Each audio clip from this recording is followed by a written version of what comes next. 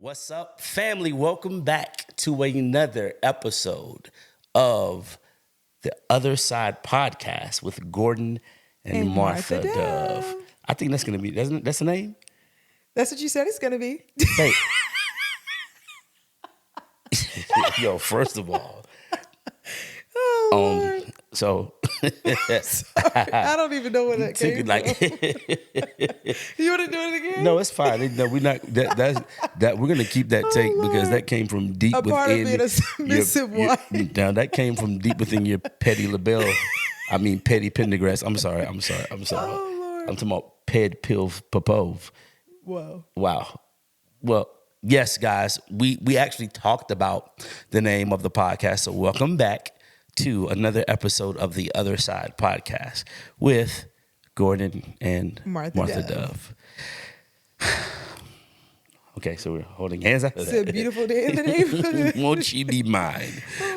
Anyways, though, man, welcome back, guys. Super excited that you guys are joining us. And I'm going to be honest, before I get going, I just want to give it up to everybody. We've done, 2 episodes, and the support has been crazy. You guys are showing up and showing out. You are commenting. You're interacting with the content.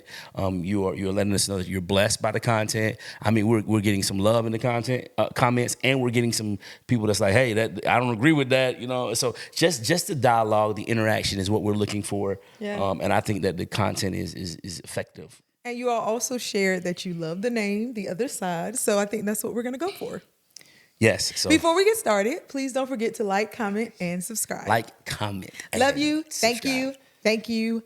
Thank you. Yeah, thank you very much. Yeah, so guys, also just to let you know, we're gonna be, now that we've finalized the name, now that we're sold on it, and you guys are like, hey, that's dope, we like it, we're gonna go ahead and start getting ourselves together, and we're gonna go ahead and put this stuff on the platform so you guys can actually go and listen to the podcast as you're driving, as you're going to work.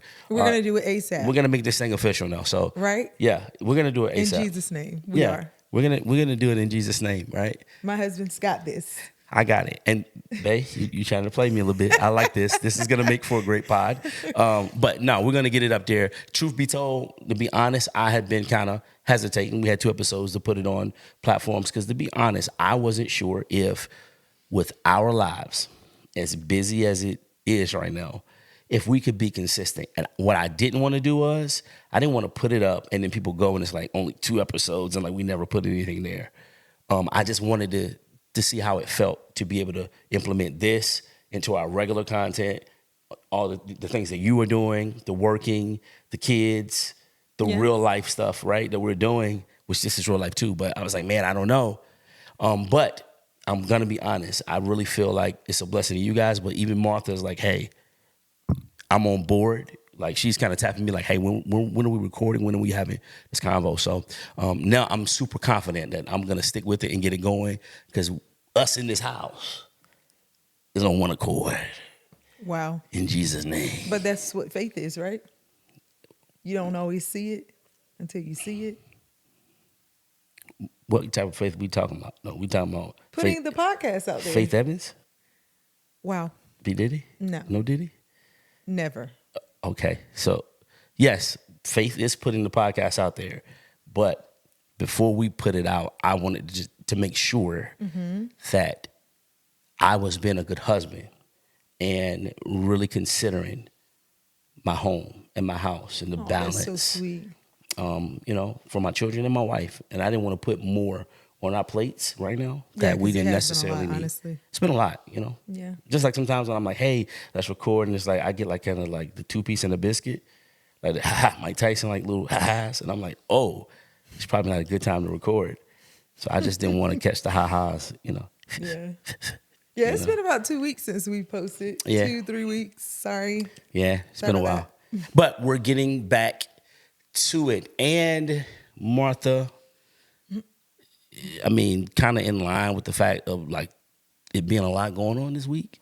Yeah. I'm not going to lie. This week for me has been a challenge. Yeah, you've had a lot of highs and lows this week. Really? Yeah, you have. Oh shoot! Wow, I wanted to give myself time to kind of talk about that, Oh, but sorry, babe. yeah, it's all good, no problem. So yeah, this week has been a bit of a challenge for me, but through it all, I've kind of come away with a resolve, What and is I that? think 3 words What? stick out: change my perspective. Like it has been just one of those seasons where I was just like, yo, this season doesn't look how I thought it should look, Right. how I want it to look, or really, it don't look nothing like nothing to me, right? And truth be told, I had to kind of really sit with that, and I had to say, well, I hope that I haven't allowed my preferences to become my prison. Right. Because sometimes you look at a season of your life and you're like, hey, man, it's all jacked up, right? And you're like, it's horrible. You may be feeling downtrodden, or you may be feeling like you're not succeeding, or it's not successful. There's no productivity. But sometimes it can simply be that you had a preferred season, a preferred outcome in that particular moment, and it just wasn't time for that. But you've allowed what you've preferred to reign so greatly and have so much weight that your preference in one season that produced for you now has become a prison for you. Yeah. And I think that's something that God has been dealing with me with. He's like, hey, dog, if you learn how to master this discomfort, you'll be ready for what's next. So like this week has simply been, I've got to change my perspective of where I'm not. Now I'm gonna be honest. It's not like it's torture going on right now. I mean, but what I'm saying is we set lofty goals. Right. There are a lot of things that we have before the Lord. There's a lot of vision that's in me and that's in you, and it's not happening as quick as I would like it. And it's a challenge when you're driven and you're ambitious and you've talked to the Lord in private, and then you're responsible to live it out publicly. And it doesn't seem like God even said anything to you. So Yeah. I've just had to change Our my perspective. expectations can definitely limit us for sure. Yeah. Yeah. How was your week?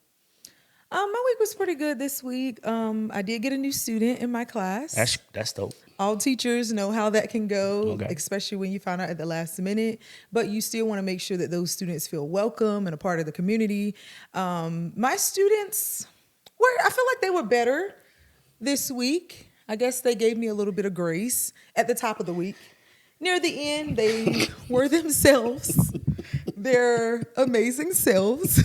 And then I had a few campaigns and just juggling being a mom and a good wife. Okay. I've been working on that, guys.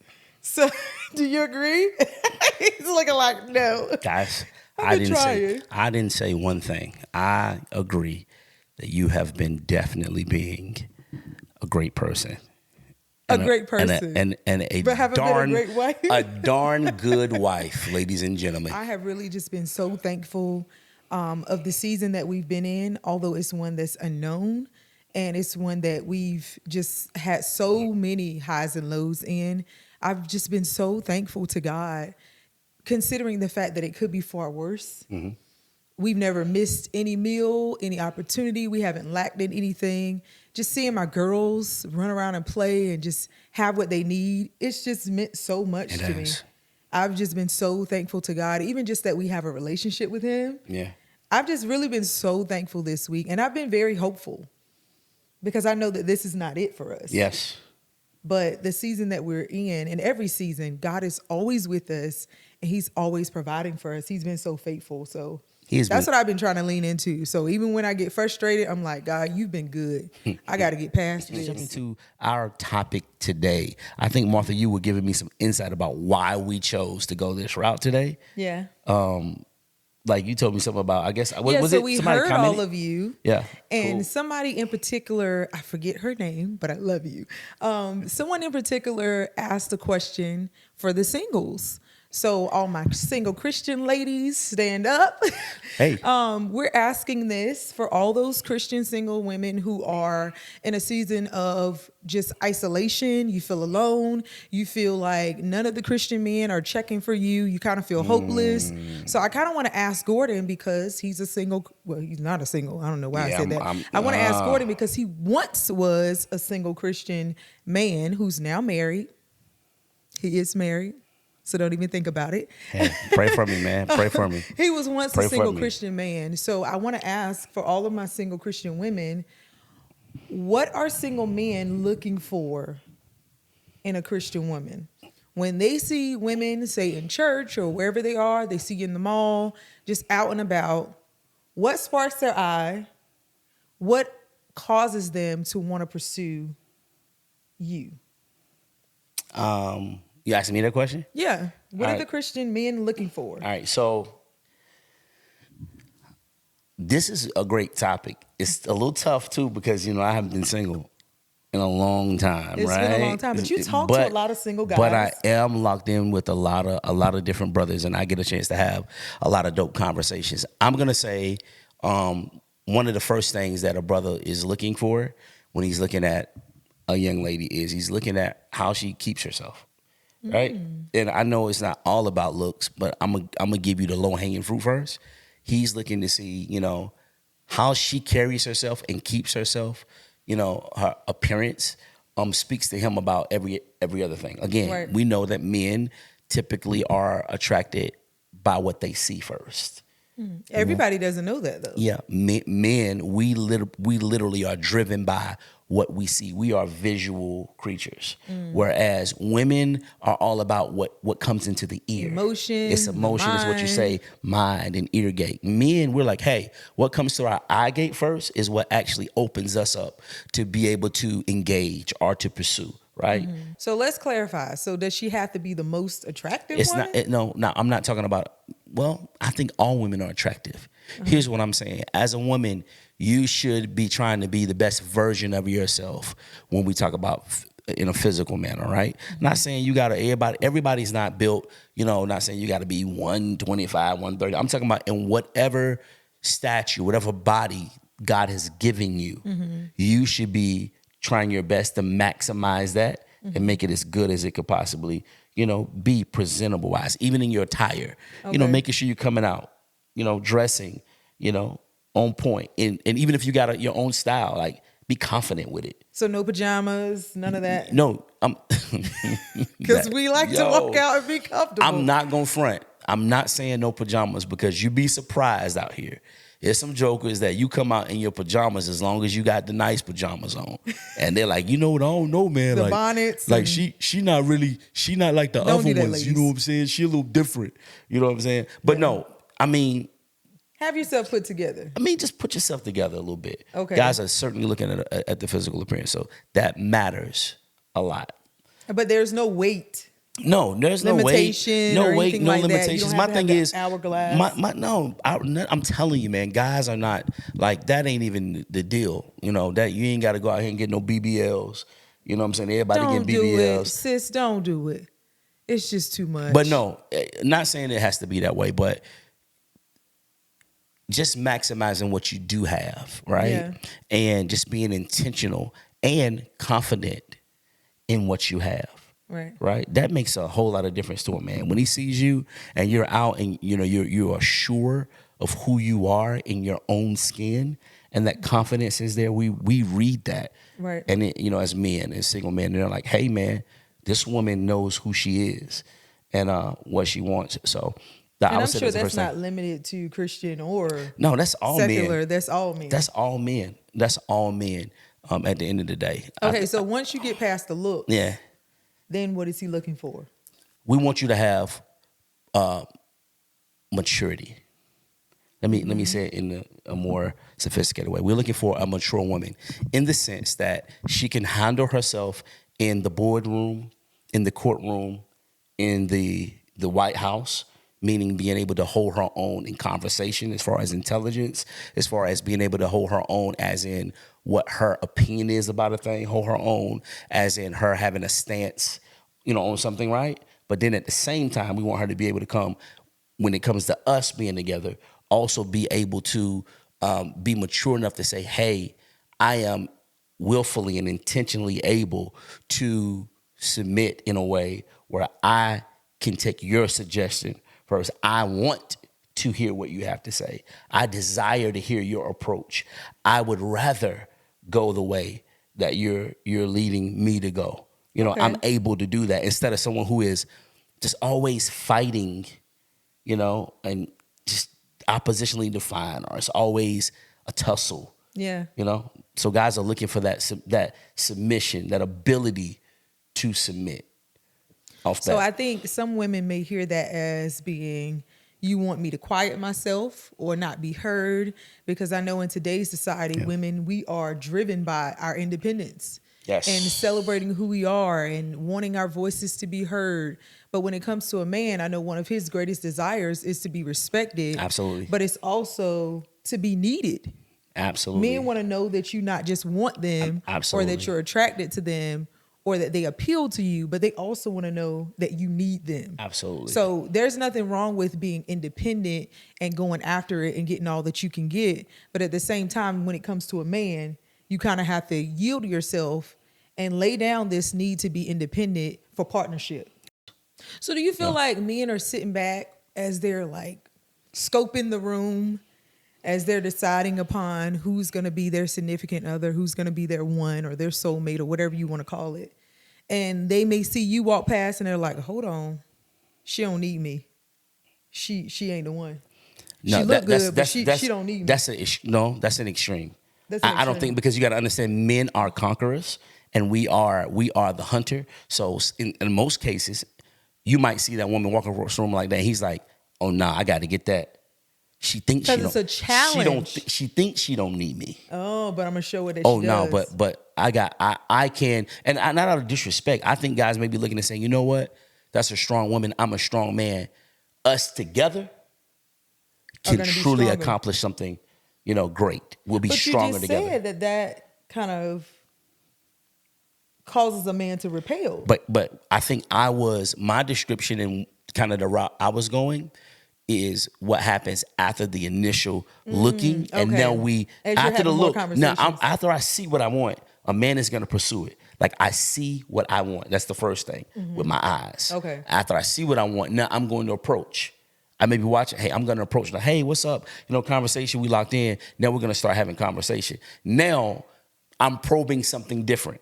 Okay. After that initial seeing and conversation, I'm feeling and looking and discerning. And you're collecting data. I'm collecting the data. Okay. Now, let's just be honest. I'm going to keep it real. I mean, for the majority of men, again, what we see is what we want.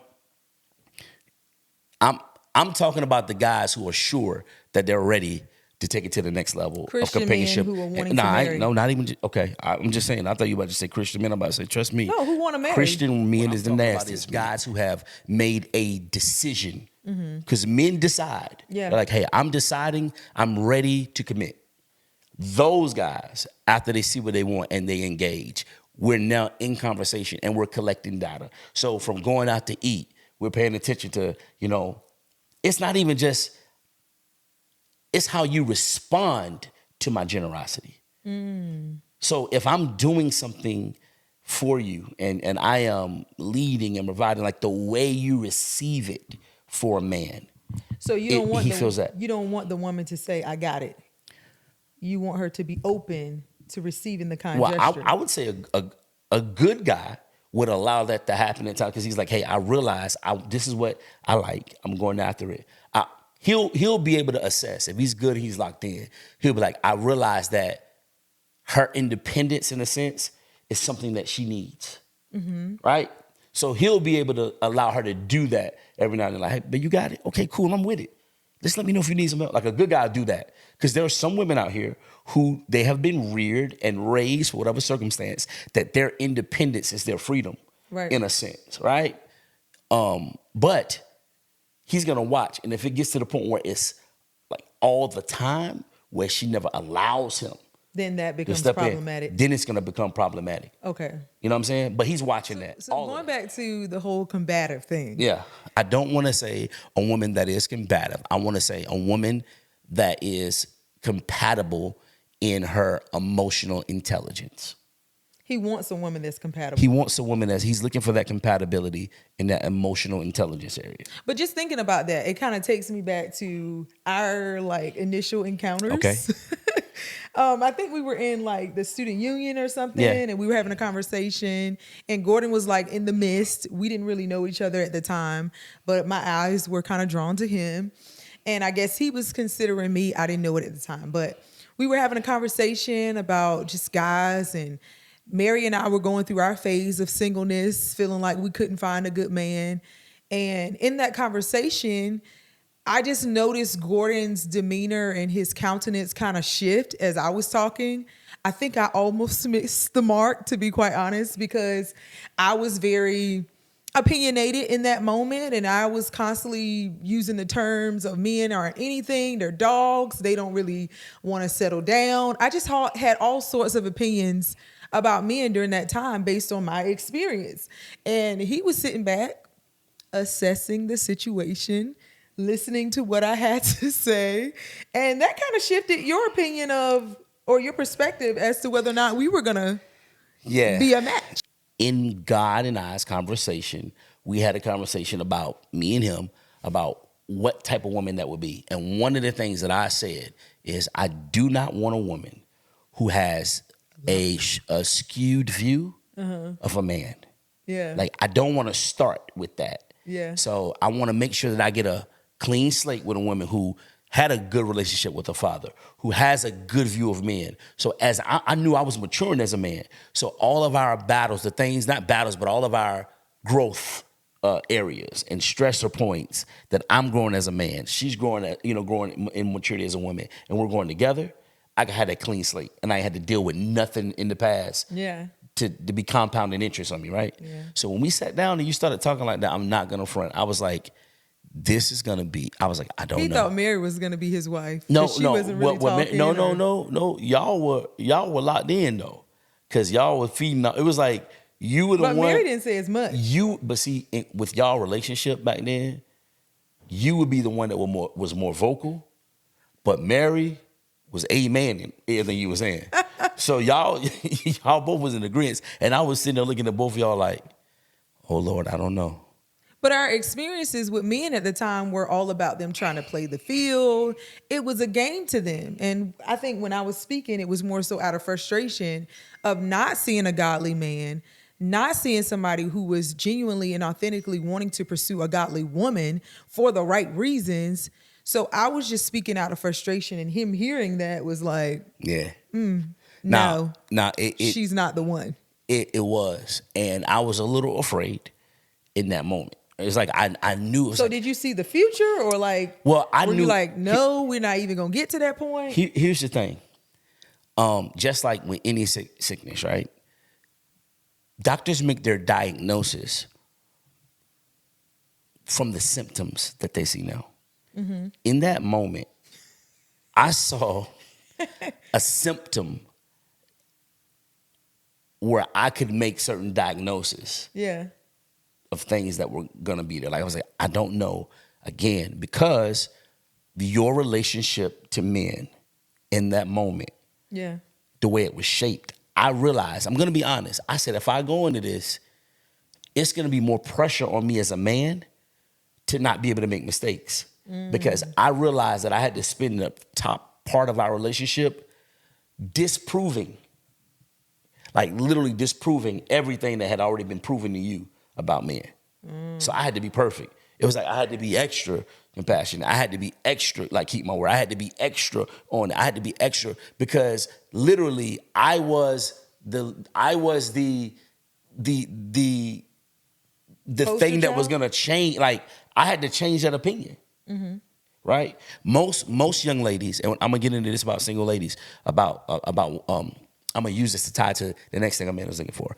Most young women, their view of men is shaped by their view of their father first. Right? You can have a great father that raised you, but it's your view of him. It's how you saw him, right? Your relationship to him is how it's shaped, right? Then you got brothers. Then you might have uncles, like the men that are close to you. Then you might have, close pastors, somebody that's there that you've seen. Those men shape your view. And then if you got bored, and if you get into having boyfriends, oh my God, now they're shaping your view of men. Then you finally meet your husband. And then he either gets to benefit from those great experiences, or he has to detangle and unpack all of those experiences. Right. And I realized that sitting there. It was going to be a lot of detangling. I knew it was going to be a lot of detangling because I knew as a man, I knew I was a good man, but I knew I had a lot of growing to do because, again, I didn't have a father in the home. So I was like, man, there's a lot of things that I know about being a good man, but there's a whole lot I don't know. So I was like, I just need a fresh slate because I know I might jack up somewhere. So it felt like too much pressure? I knew it was going to be a lot of pressure, but not too much. We've been married 17 years. I just felt like, I said, you know what, Lord? I know that if we get this together, if we lock in, and I think what drove me the most was the fact that I knew that God had something for us together. Because when I saw you, I saw the destiny of your life. And I said, with what God has on her life, put together with what God has on my life, if we focus on what God has on our lives, the reward is going to supersede any stress or pull or strain that we've gone through to get to this point. So it sounds like what you're saying is that just for men, when you're pursuing a woman, you can't focus on the now and what you see in that moment. You have to have some foresight. You absolutely have foresight. And I'm telling you, mature men, they're looking for that. Again, men are God has given men a work. First of all, women, you want to make sure that whoever's approaching you, he's a guy that he is sure about the work God has put in his hands. Don't you even entertain a conversation with a woman. Don't even come near her until you settle that in your heart and your spirit. What has God given you in your hands that you can pursue? What field do you need to be working? So when you meet her, you're bringing her into that world. Like, hey, I already got something going. My hands are already at work, and you guys can start from a whole different place. Is what I would encourage. I love that. The single guys to do. But so that was one viewpoint when we were sitting there. But I also want to add something that I think men are looking for. They are looking for emotional maturity. They are looking for, and I think that they're like, hey, and this is it goes both ways. But guys are looking for a woman who can be sober in her emotions, like not allow a circumstance, the heat of a circumstance, to overtake the possibility and the potential of what they have. Like he's looking for that. So he's looking at how you engage in arguments. Like when we get in an argument, do you take that moment? Let's say, for instance, we had a wonderful day. Yeah. He's like, man, we had a great time. And something comes up. One thing kind of comes up. And that one thing ruins everything. He's looking at it like, man, I don't know about this, bro. Like, bro, like, you mean to tell me out of everything that's going on, she's just, like, he wants to see that you have the ability. So does a man want you to share how you feel in moments? I think, you know or what? Or is it more so about you just having grace in every moment? I don't think, I think that because as women, I feel like we feel the need to have to advocate for ourselves. Yeah. Because closed mouths, they don't get fed. True. So I feel like as a woman, just being in a relationship, being in a marriage, there are times where, from my perspective, we give you grace and we don't say much. We kind of just let it fester, let it go on, because we're trying not to be argumentative, trying not to nag. But as we move forward and proceed, say in the day or the conversation or in the week, because we haven't said anything, the behavior tends to continue. Yeah.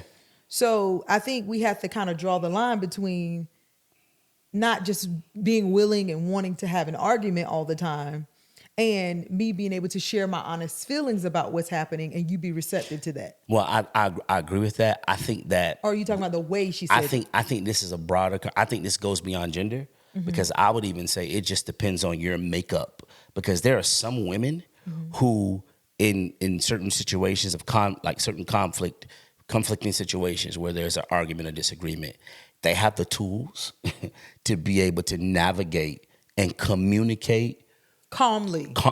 whether they're even if they have passion behind what they're communicating, they have the tools to clearly communicate it to make sure that what they're feeling gets across and that it's understood, at least gets across. And then there are some men who they don't have the tools to be able to communicate. They don't even have the tools to be able to understand and comprehend. So I don't think that that's necessarily synonymous to women or men. But when I say a man is looking for a woman who can emotionally navigate with maturity, I do think that he's just looking for someone who has the tools to communicate what the issue is. It's not that we want you to be silent. It's not that we don't want you to communicate what you're feeling. But we want someone to be able to communicate it in a way that is understood and it doesn't dominate the potential of a great night, future, or what's to come. So what it sounds like you're saying is men don't want everything to be an argument. Absolutely. And if you're going to express your feelings or deal with the situation, it could be in a calm manner. It doesn't have to be argumentative. Men want a solution. Women don't want a solution. Women want to focus on what they feel. It's not the solution a woman wants. Like literally, we want to know that you understood what we were feeling. Women are like, hey, like for instance, if there's a conflict, right? We had disagreement. Let's say, for instance, there's an answer for it. Let's say the man goes and gets a piece of paper and he writes down, you know what? Got it. Here's the answer. He writes it down on a piece of paper. Nobody can talk. A woman would sit there and feel, she'll be like, I want you to hear me. No, you understand how I'm feeling. You gonna get this work. There you go. It's about a woman's.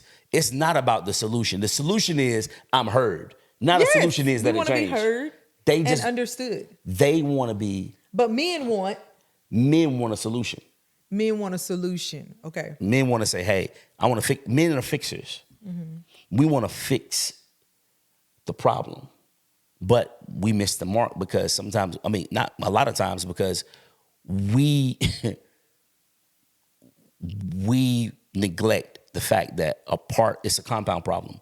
A part of that solution for that problem is allowing a woman to emotionally share and get and a woman wants you to feel what she feels. Now, we want I'm not you to saying say, "Oh, babe, I'm so sorry. I didn't mean to do that."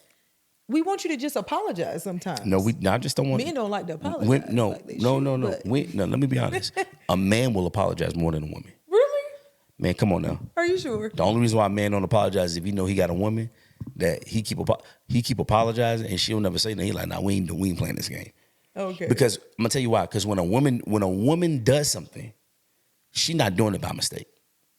So you think we're calculated? Everything y'all do. Setting you up for the okie doke. A Texas Instrument T81 calculator with the extra buttons.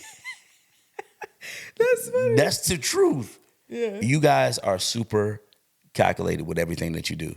But yeah, man is looking for that emotional maturity.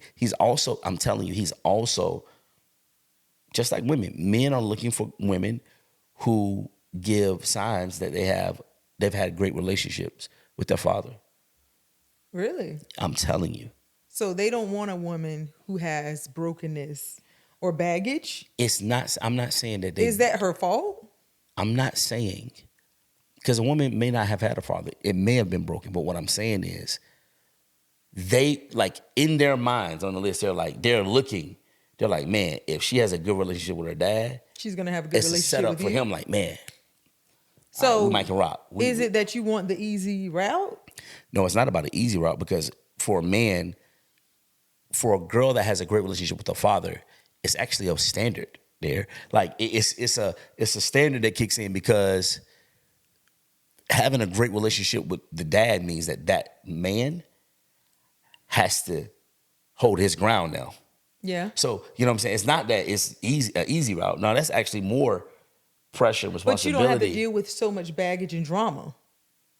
Maybe?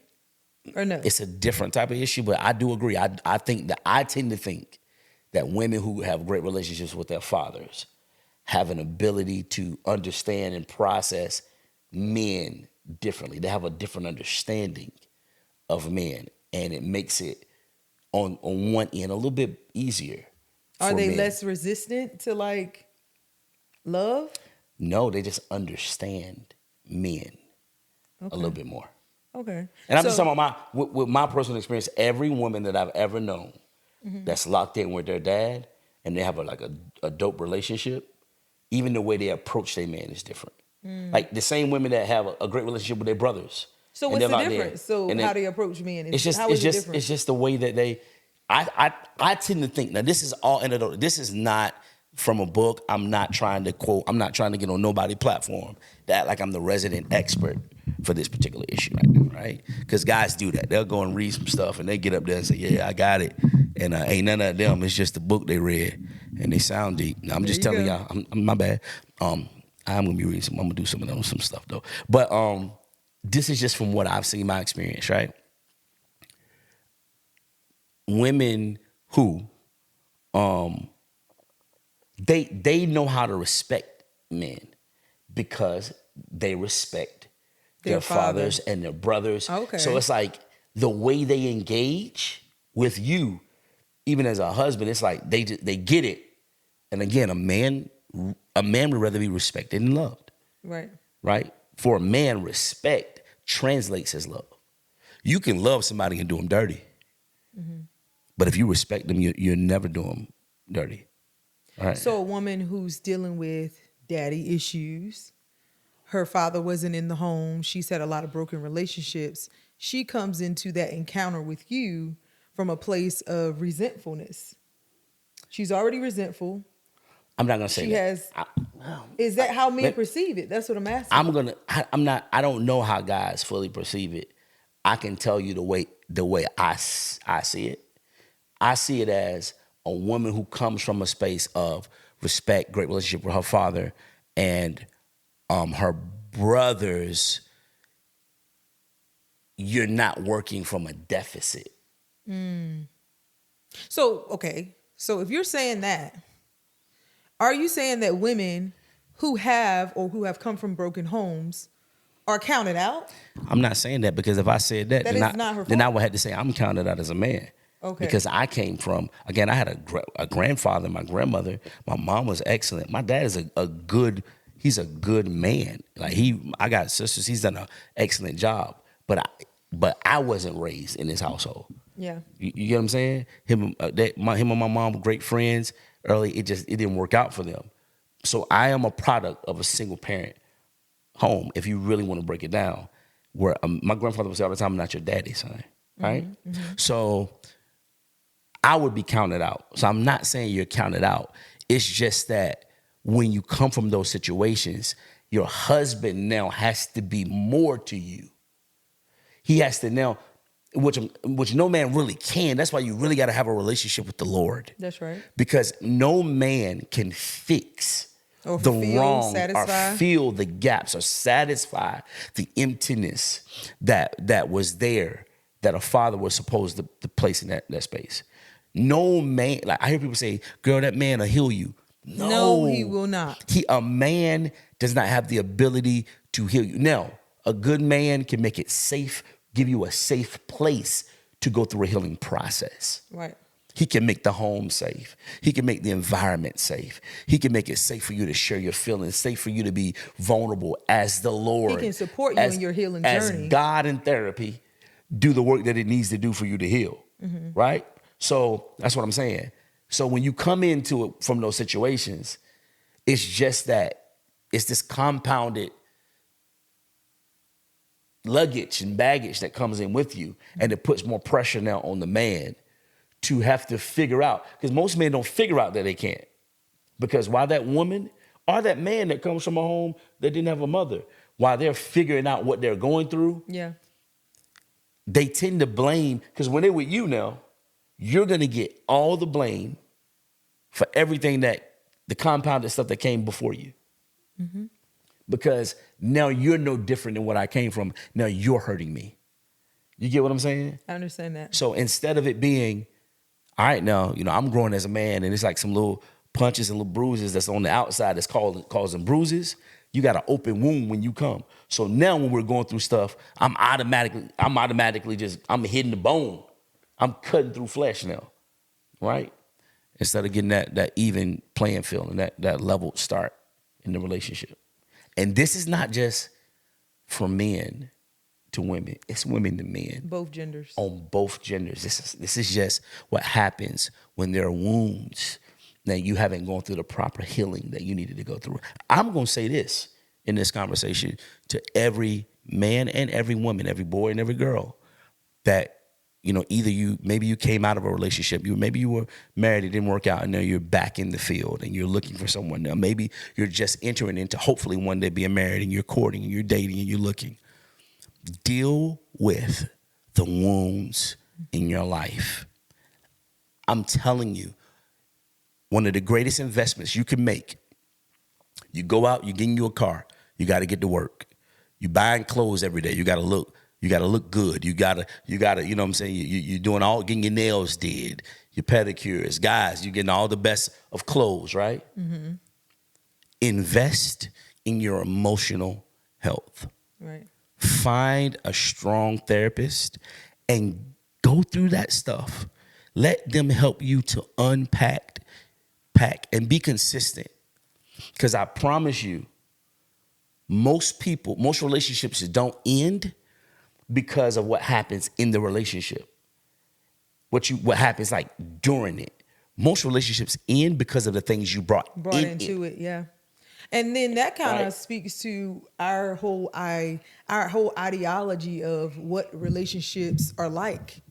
We think that I can be who I am and all my brokenness and all my issues, and when I get married, it's just going to heal me. It's going to be the solution to all my problems, when it is not. It's not. That is a misconstrued expectation. Marriage does not heal you. It does not completely like change your life or your perspective. It doesn't do that. Now, does it make you better? Does it strengthen you? Does it stretch you? Does it create this beautiful commitment and institution where you're able to partner with each other to enhance your life and your perspective? Yes. But in marriage and the pursuit of marriage, two halves don't make a whole. They don't. Two wholes make a stronger whole. Oh my goodness. And I think that's a perspective that we have to shift, because a lot of us, we think, okay, these issues are just going to disappear. They're going to dissipate. There will no longer be when I get married. And then some of my single ladies, we think, I'm going to hold off and wait to do everything with my husband.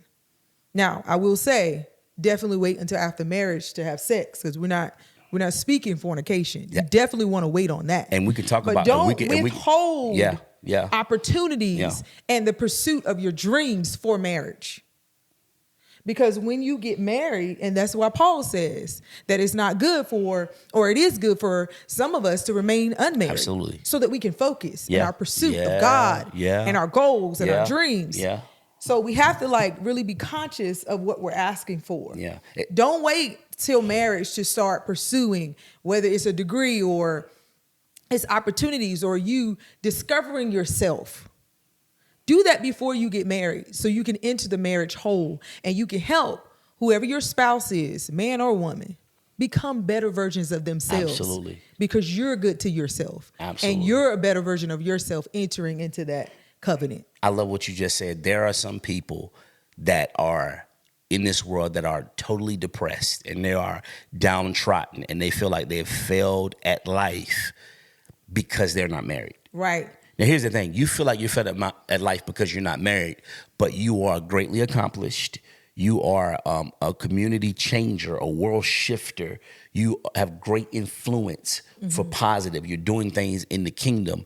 And now you feel like, you're unfulfilled. You're unfulfilled because you're not married. Here's the thing. Not like you said, not everybody is called to is be even married. called to be married. Now, my desire, and I believe God loves marriage. Mine was too. You know, that you would be able to experience that covenant and build godly family. But for some of you, I would say, man, pray about that.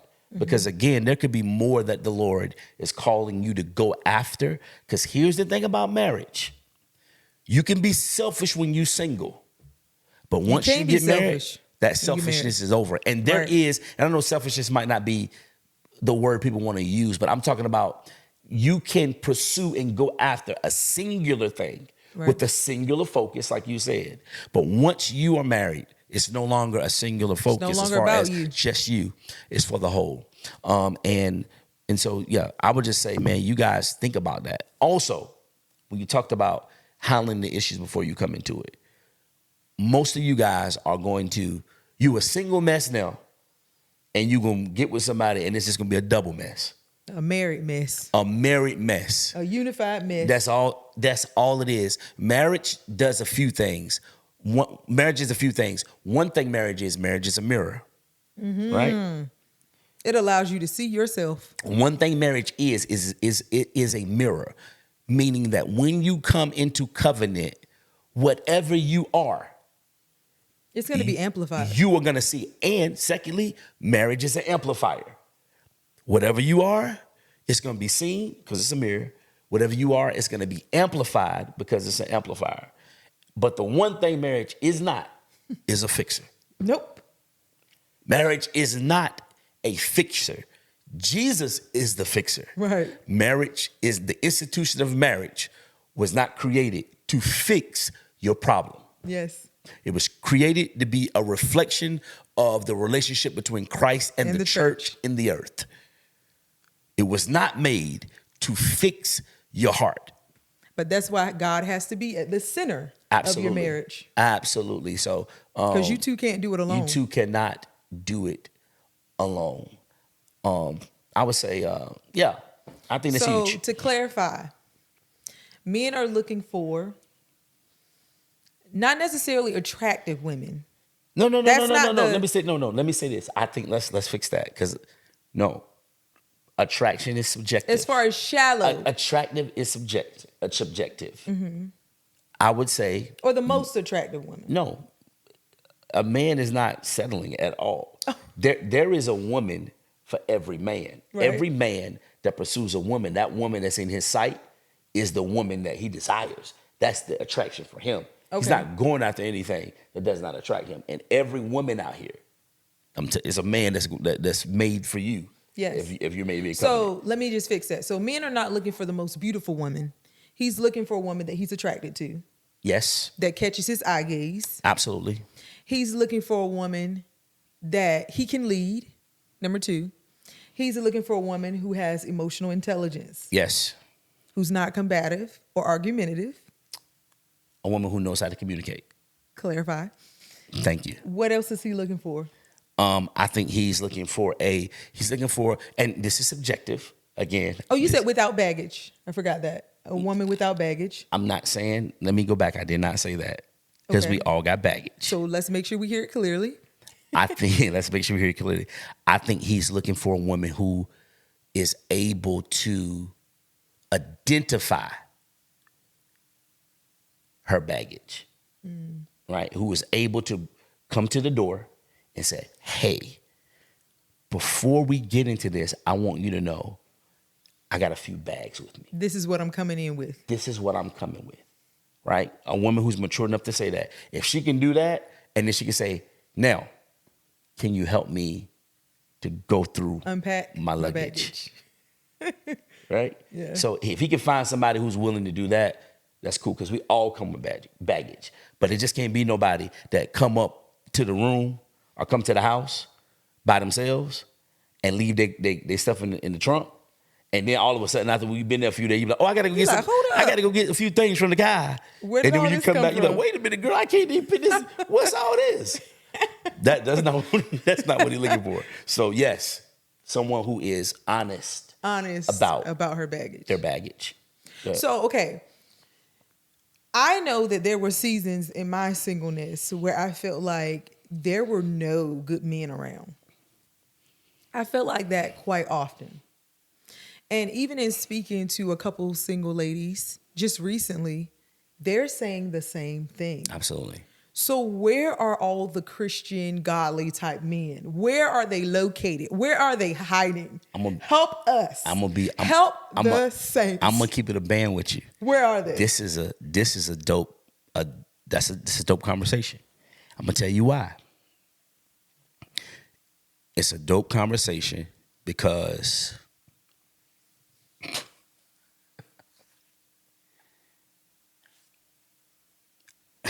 all right. I'm about to say something. You got me potted, boy. Look, I love this because the only reason why I'm kind of a little hesitant is because I know y'all ladies be on this stuff, and y'all tapped in with so I can say some stuff that can get me in trouble. Because Just say it. We want to hear it. We need to know. Now, if I with the guys, I can say what I want to say. I need you to say it like you talking to the guys because we need to know. We need the whole truth. Because listen. And nothing but the truth. Don't even play with it. In the comments, the lady said, don't play with it. She said for a long time, I ain't like Gorden. She was like, really? she like me. I was like, yo, you act like I'm out here right trying to run stuff. I'm going to say this. Girls, close the door, please. I'm gonna say this. They got the door closed. That's how girls. That's why I love the podcast. I love this because I get my girls still there. Let me say this. Where they at? like Martin said, or Shanae. Oh my God. I am getting to the place where I think we use like the term where are all the Christian men. Yeah. I would rather say, instead of you need to expand your pool a little bit. Expand the pool? Yes. What do you mean by that? I think that there are some good men out here. Mm-hmm. But I think if you just keep looking for the men sitting in the pews of the church, I think you're going to be missing a great opportunity. Really? Yes. But what happened to unequally yoked? No. Here's the thing. I'm not saying that the men that I'm talking about when I say good men are men that are totally have no character, no work ethic, unethical, are dirty, immoral, have no empathy. No, there are men again who have all of those things that God is still building. Mm-hmm. Those men are the men that, are still maybe looking for a more godly community to be discipled as far as in their faith is being able to preach the word of God in one way. But these very same men though, although they might not be able to go scripture for scripture, if you would look at them on the outside of a silhouette and make an avatar and say, what is a godly man, right? He's a man who cares for his family. He's a man who provides for his family. He's a man who cares about the generations that come. He's a man. Let me continue to go. I'm not saying when we talk about seek the face of God, though, sometimes I think we're jacking up. I think women are missing two ways. One, you missing because y'all go all the way left and you out there with Lil Dre. And y'all out there with Lil Dre and y'all ain't gonna see that's your problem. That's one of y'all problems. One of y'all problem, and y'all saying y'all right, what I'm saying? Like that's the problem. Y'all want the straight hood, and not even just the hood cats, the cats that you already know got 4 and 5, but because he fall in that, girl, he 6', he fine, girl, he tall, he built, you know what I'm saying? He be coming through with the gray sweatpants on and stuff, like, oh my God, girl, and you already know what he is, right? You know what he is, so I ain't even talking about that. Yeah. But there are some men out there that are solid. They just not at the front of the church all the time. They just not coming every Sunday. Because the truth be told, there are not a lot of churches that are really built to disciple men. There are not a lot of churches that have the type of ministries that men who are providers and workers would be able to find it as a home. Because there are not other men like them there, right? Yeah. So I would say really be prayerful and really look for those certain attributes in a man. Because some women got men who can pray the house down, who shout the house down, but they spend more time on the floor than they do about caring about the emotional needs of who they're married to. Yeah. They don't know how, they don't have a balance in understanding that I'm the priest of this home. They spend more time in the pulpit. They spend more time going to visit other people than they do caring about their People in their children house. and things in their house. Yeah. So like when we talk about that, we got to be very careful because there's a lack of balance on all sides. So I just think women just need to just expand a little bit more and start looking at those other attributes. Like, what is it that I really need from a man? Yeah. You know what I'm saying? So are you saying that Christian single women are not supposed to look in the church? Look in the church, but look elsewhere. Like, where do they look? What I am saying is that you got to look in a variety of places. Not in the club. What I'm telling you, the club is definitely not a place that you're going to for companionship. Now, you might be going to the club for to turn up, a lituation, Right. a situation ship, a lituation ship, Poppington ship, right? But the club is not So even. where do they- It's not even the space. You try. I mean, different spaces. Like? Let me say this. I say the first thing that you should do though is just be clear about who you are, your needs as a woman, right? And for Christian women, really be discerning Yeah. because you don't know where You'll find you're them. gonna run into them at. That's the first problem is where y'all messed up anyways is where you were going to get them. That was the first problem. Girl, I got to go. I'm gonna find me no.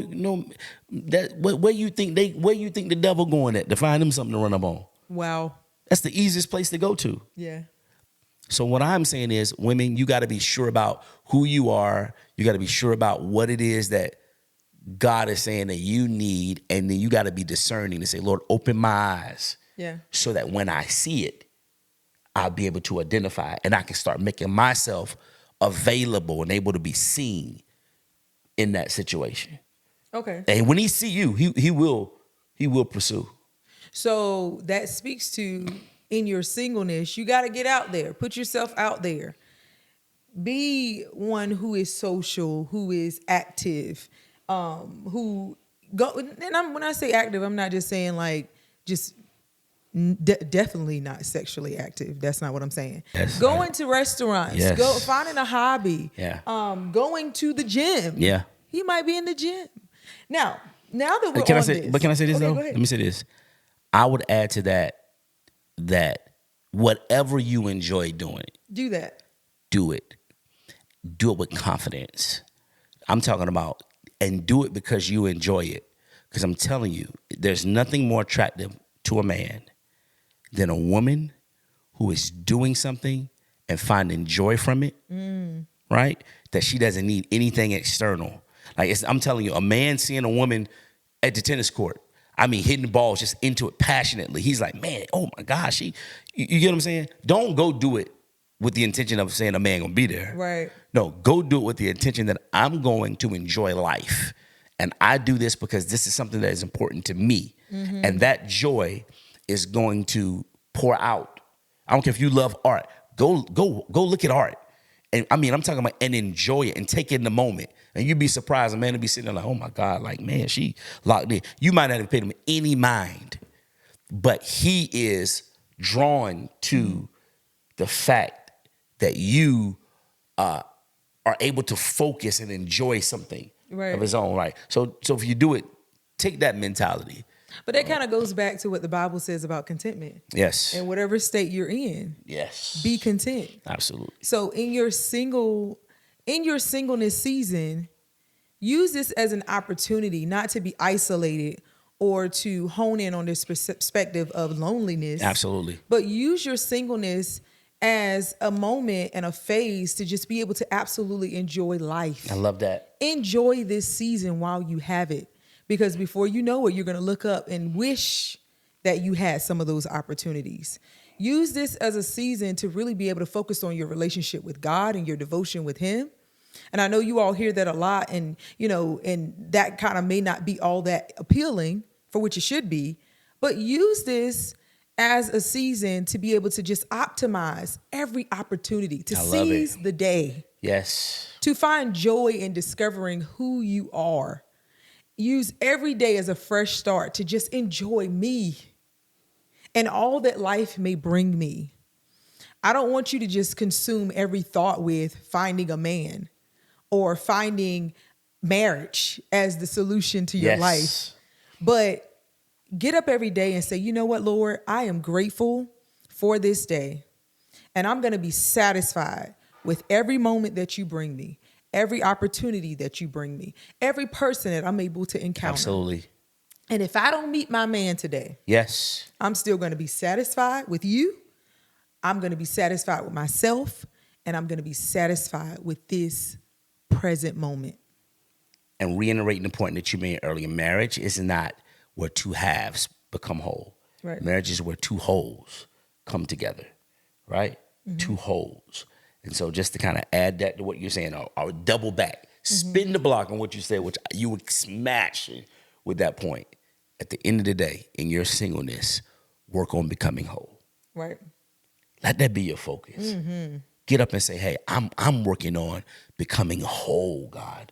What is it? Like what are the areas that are in my life, the holes that need to be filled, right? What type of, in that moment, you have the time to focus on them. You have so much time. You got the time to say, okay, Lord. And not only that, you get to focus on them in safety, in seclusion, where now you and the Lord can spend time and he can deal with it. No distraction. No distraction. You can say, I'm getting that right. And just have the faith to know, as God works on me, I'm becoming whole. And watch this. I'm not just becoming whole for a man. I'm becoming whole because that's God's will for my life. That's his design. That's his design. Yes. When with being in Christ, I'm a new creature, whole, new, fresh. No parts missing. No parts missing, right? If you can stand in that, I promise you, you ain't going to have to look for a man. He's going to find He's going to find a man. A man that findeth a what? Findeth a wife. Findeth a what? A good thing. And he obtaineth what? Favor. From who? The Lord. The Lord. And I tell you this, man, you ain't getting no favor with a broken woman. That's right. You ain't going to get favor. You get favor with a whole one, though. And so I just want to encourage women. Your singleness is not a death sentence. No. Your season of singleness is not punishment. Your season of singleness is not torture. But your season of singleness is an opportunity for God to make you whole.